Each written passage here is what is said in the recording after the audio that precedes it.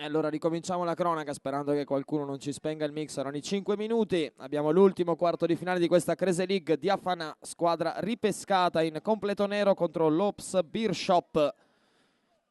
Brunetti là davanti con Vincenzo Romano che adesso va a prendersi cura, stando non in attacco. Un po' una sorpresa del numero 71 Simone Brusadin che aggancia e cerca custodio. Vincenzo Romano, orizzontale per Tutone.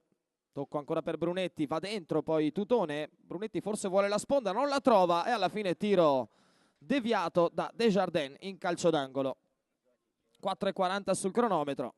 È già battuto il corner, si dimenticano di Tutone là in mezzo, il pallone però è impreciso per Brunetti. 12° del primo tempo, ancora 0-0. Adesso se ne va Brusadin, Norante, vuole lo spazio per il destro, Alessandro Rossi si salva qui, parata impegnativa. C'è Casalaz in netto vantaggio su Brunetti, poi di testa Sabadin, non trova precisione. Rimessa Ops Beer Shop. Allora Kenny o Sabadin, ne piazza 4 addirittura Rossi. Arriva il fischio, parte la rincorsa di Sabadin che indovina l'incrocio dei pali. Potenza, precisione, c'è tutto in questo piazzato. 1-0 Diafana, Sabadin al 13° e 30 secondi. E intanto Zolia, la risposta adesso dell'Ops Beer Shop con l'ingresso di Castagna per Brunetti. 1,5 più recupero all'intervallo. 1-0 per la squadra in completo nero. Zolia adesso dentro, anticipo secco di Carlo Cheni che poi parte all'impazzata in avanti, manca però il servizio verso Favento. Allora Castagna per Vincenzo Romano che per un attimo può puntare, ne supera 2, il destro incrociato, il pareggio di Vincenzo Romano. 24° minuto, la fa passare in mezzo a una selva di gambe Desjardins in controtempo. Pareggio dell'Ops Beer Shop. Allora tutto da rifare per Diafana quando entriamo nell'ultimo minuto di questo primo tempo. Ancora il lancia in drop di Desjardins, stavolta imprendibile per Sabadin che non può nemmeno tentare di prolungare. Lascia il campo claudicante Vincenzo Romano, speriamo che insomma possa riprendere il suo posto al centro dell'attacco.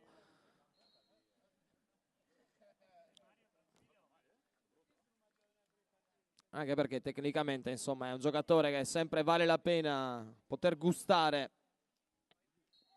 Arriva intanto il fischio che mette fine a questo primo tempo. 1-1 la situazione tra Diafana e Ops Beer Shop. Sabadin da una parte, Vincenzo Romano dall'altra, sperando possa rientrare in campo.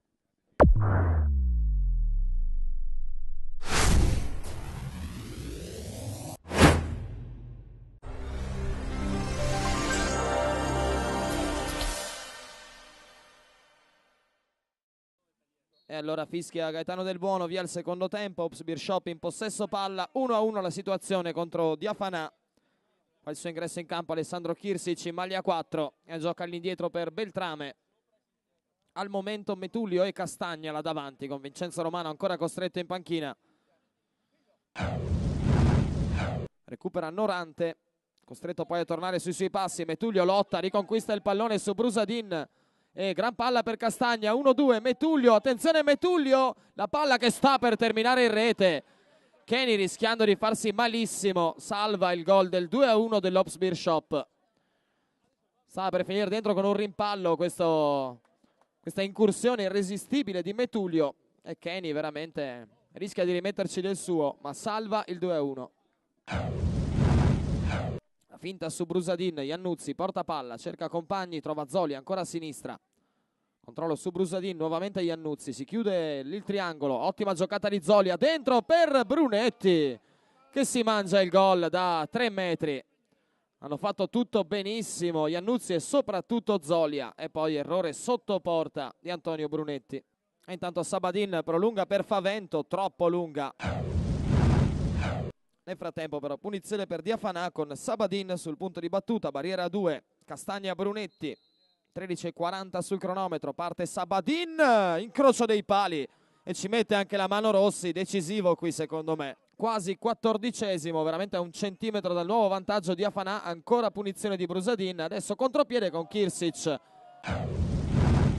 Va a far coppia lui con Brunetti, in appoggio l'11. Adesso cerca subito la sponda, il destro deviato, Desjardins quasi col mento qui, in maniera totalmente fortuita ma decisiva, va a salvare.